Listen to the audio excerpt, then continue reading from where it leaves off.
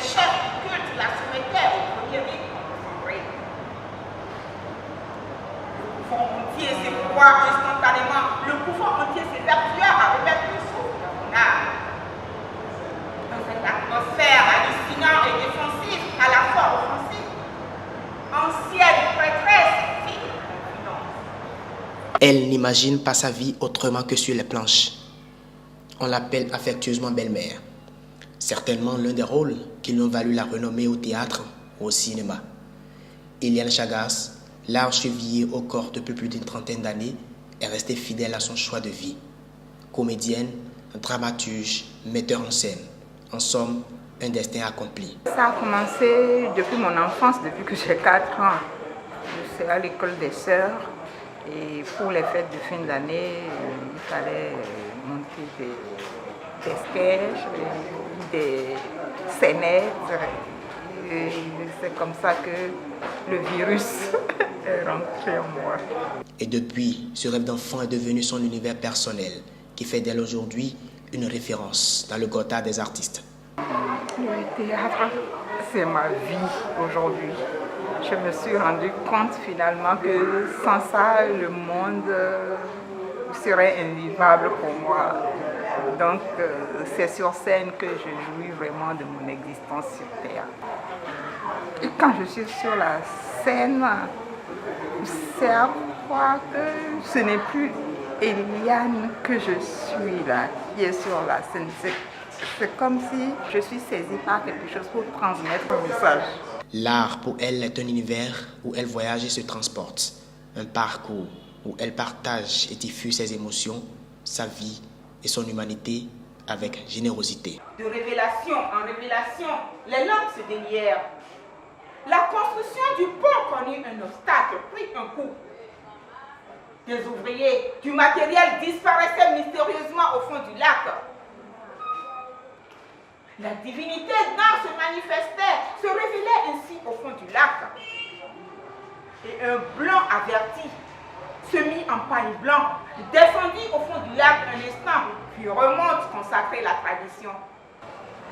Eliane Chagas, à l'heure où nous sommes devenus des sœurs. Et c'est la comédie qui a fait que nous nous sommes rencontrés. Et nous avons participé beaucoup au tournage de films. Et nous sommes montés plusieurs fois sur la scène de théâtre. C'est une brave dame. Elle se bat beaucoup. Je reconnais que la culture, la comédie est une passion pour elle. Quand elle ne travaille pas, quand elle n'est pas sur scène, elle n'est pas dans son plat. Elle est beaucoup dérangée.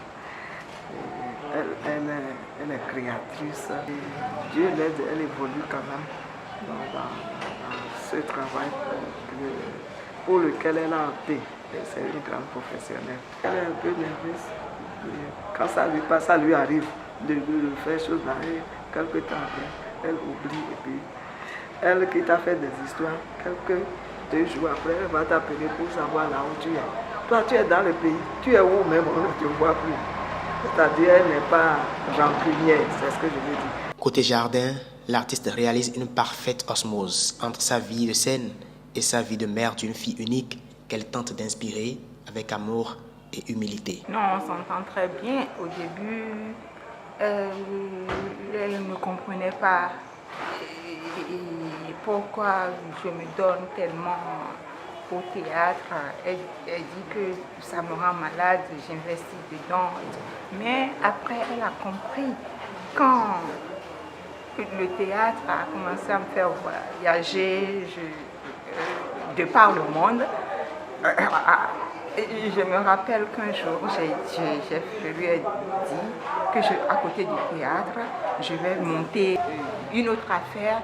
Et elle me dit, concentre-toi sur ce que tu fais, sinon tu vas t'éparpiller. Je dis, mais c'est toi qui me dis ça, toi qui n'aimais pas le théâtre.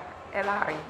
Donc, elle a compris que c'est ça ma vie, que je ne peux rien, si ce n'est pas le théâtre.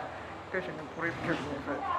Et puis, bon, ça me fait voyager et il y a beaucoup de gens qui se rapprochent de moi. Ceux qui se moquaient de moi se rapprochent aujourd'hui et veulent mettre leur enfant à mon école. Donc, elle a compris que ça peut mourir,